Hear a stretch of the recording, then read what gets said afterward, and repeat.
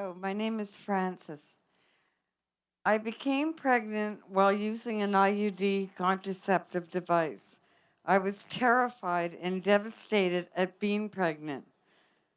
I became conflicted because of my heavy drinking. Would my child have fetal alcohol syndrome? Part of me wanted the baby. I remember the morning sickness, the food cravings, and the baby's kicks. I remember wanting the baby. But giving into fear and feeling no good, thinking, look what you've done, I decided to have an abortion. I remember thinking, this is really serious, but at the time I felt I had no choice. 3 doctors arranged for me to get the abortion in very little time.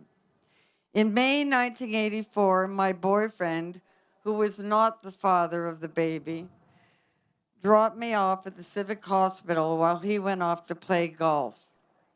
I was asleep for the procedure. Afterwards, I was told to make sure there were no remaining parts of the dead child left in me. It was like a nightmare, but it was real. I couldn't shake it.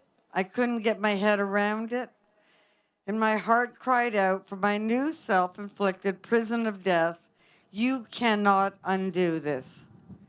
This is not something you can make up for. I was drowning in despair. I remember feeling very weak, very small, and very sad. Afterwards, I remember the horrible cramps. I felt so hollow and dead. I could find no peace and no sleep. Plagued by deep self-hatred and self-rejection, I drank excessively into oblivion to ease the pain and depression of the abortion. Nothing worked to erase the reality that I had been complicit in taking the life of my own baby. Rather than feeling relieved about the burden of my unborn child being eliminated, I felt twisted and changed. I felt haunted.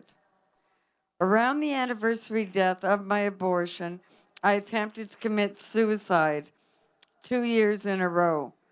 By the grace of God, and I asked for Jesus' mercy, I survived and began a journey back to life. I surrendered to God's love, went to a priest, confessed my sin, and received mercy and forgiveness. I returned to my childhood Catholic faith and confessed my sin of abortion. I am on a journey of healing, which I imagine will continue my whole life. I attended a Rachel's Vineyard retreat as part of that healing and experienced intense spiritual healing. I was filled with peace and love for my daughter, Teresa.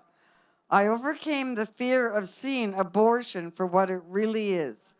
I had a deep need to be silent no more for my child and all the children who have no one to speak up for them, as well as for my wounded sisters who fell for the lies surrounding abortion, and for the men as well, also deeply wounded.